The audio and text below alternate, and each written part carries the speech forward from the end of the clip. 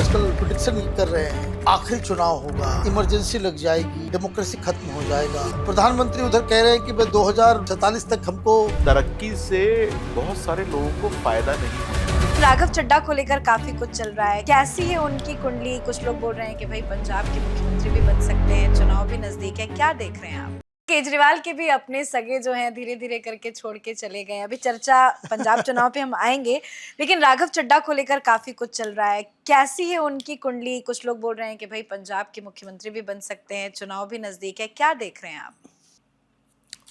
देखिए, आजकल जो आपका जो सिस्टम चल रहा है वो ऐसा चल रहा है कि जैसे राहु और मंगल दोनों इकट्ठे मिल गए हों। मंगल का मतलब पावर होता है, एग्रेशन होता है। राहु का मतलब भ्रम होता है। हाँ। तो और सीक्रेसी भी होती है। तो ये दोनों के दोनों इकट्ठे मिल गए हैं। अब इसके अंदर एक ऐसी बात होती है, जैसे मान लीजिए कि आप एक गधे को दौड़ा दीजिए और उसके आगे एक गाजर टांग दीजिए। उसको लगेगा कि गाजर थोड़ी सी आगे है और भागूंगा। वो दौड़ता रहता है। वो दौड़ता रहता है। तो मुझे लगता है कि आपको मेरी बात से आंसर मिल गया होगा।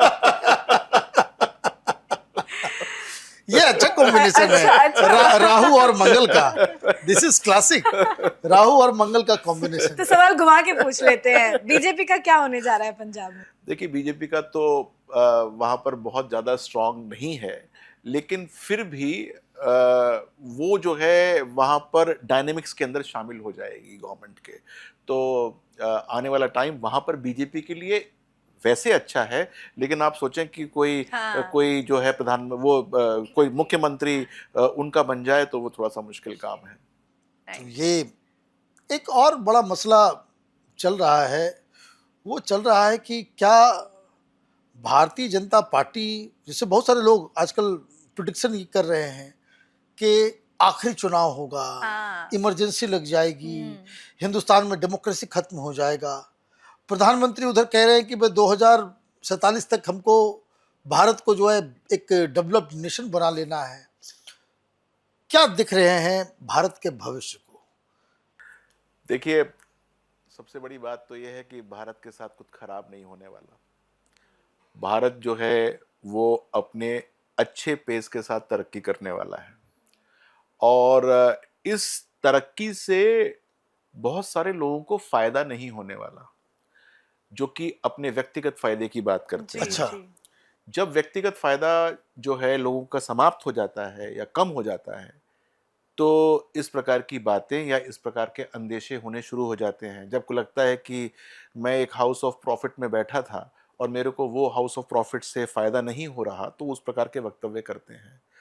तो निश्चित तौर से ऐसे घराने, ऐसे हाई प्रोफाइल लोग, ऐसे बड़े बड़े अफसर जो कि हाउस ऑफ प्रॉफिट में बैठकर फायदा ले रहे थे, वो जाएंगे। तो उनके हिसाब से डेमोक्रेसी जा रही है।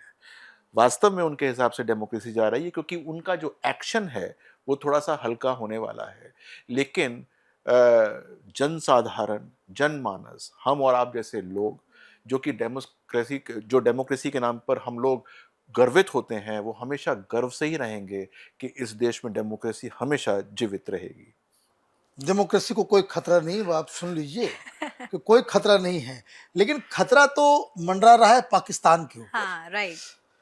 पाकिस्तान में पिछले 15 दिनों में, ये जब तक ईरान चल रहा था, ईरान को लेकर के ये चौधरी बनते फिर रहे थे, शहबाज शरीफ और मुनीर, तब तक तो वहाँ कोई प्रॉब्लम नहीं था। लेकिन जैसे ही ये एकॉर्ड साइन हुआ, अचानक से पीओके जल उठा, बलूचिस्तान के अंदर बवाल मचे लग गया, खैबर पख्तूनख्वा में ये हो रहा है।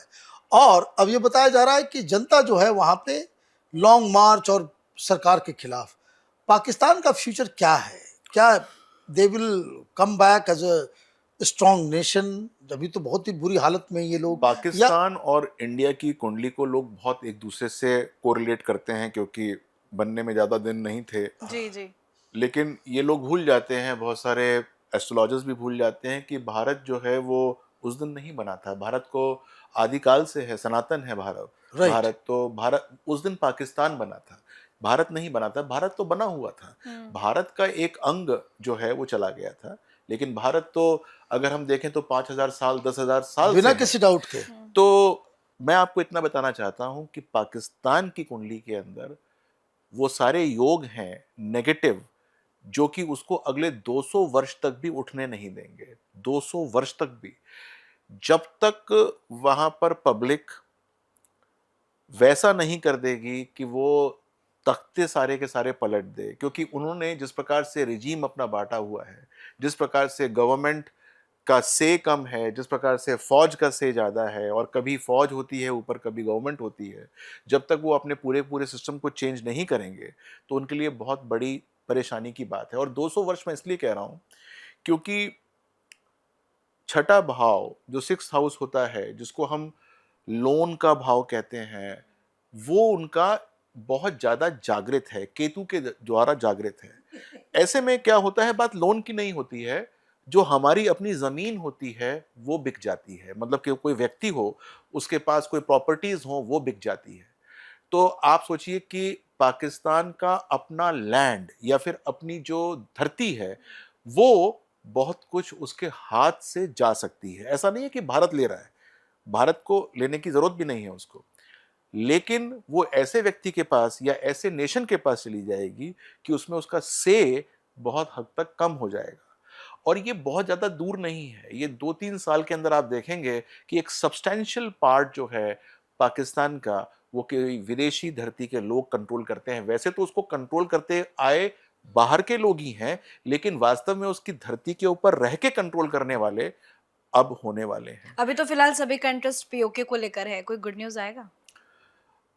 अब मेरे को तो ये लगता है कि जब तक वो ना मिले तब तक हिंदुस्तान के लिए गुड न्यूज़ है। मतलब वो आप उसको मिला के करना क्या चाहते हैं? एब्सोल्युटली। हाँ। आप क्या करना चाहते हैं उसको मिला के? आपके पास वहाँ के लोग आ जाएँगे, आपके यहाँ पर वैसे ही परेशानी के भाव ज़्यादा हैं। पहले एक बार अपने घर को हम जो है इस्त्री करके बिल्कुल फ्लैट कर लेते हैं, पहले ठीक कर लेते हैं। एनआरसी वगैरह करवा करके हाँ। भगोड़ों को पहले भगा पहले करके भगोड़ों को भगा के ठीक कर दें। पीओके के लिए ना बहुत मुश्किल बात नहीं है। हाँ। जिस दिन जो है, जो अपने बाबा जी हैं वो बीच में आ जाएंगे, उस दिन सबसे पहले पीओके ही आ जाएगा। राइट। लेकिन उसको लेकर कोई ज्यादा गर्व की बात नहीं नहीं है, है। वो इतनी कोई हाँ। वो वाली बात नहीं है, जैसा मैं समझता हूँ। क्योंकि वो अपने आप में ही बहुत बीमार नेशन है, और वो बीमार नेशन ऐसा है कि उसको ठीक करने के अंदर भी न जाने क्या क्या जो है वो हो जाए। जैसे कि ईस्ट और वेस्ट जर्मनी जब मिले थे, तो मतलब बहुत समय तक तो बेचारा जो संपन्न देश था वो भी वह परेशानी के अंदर रहा। तो हमें कोई ऐसी परेशानी लेने की आवश्यकता है नहीं।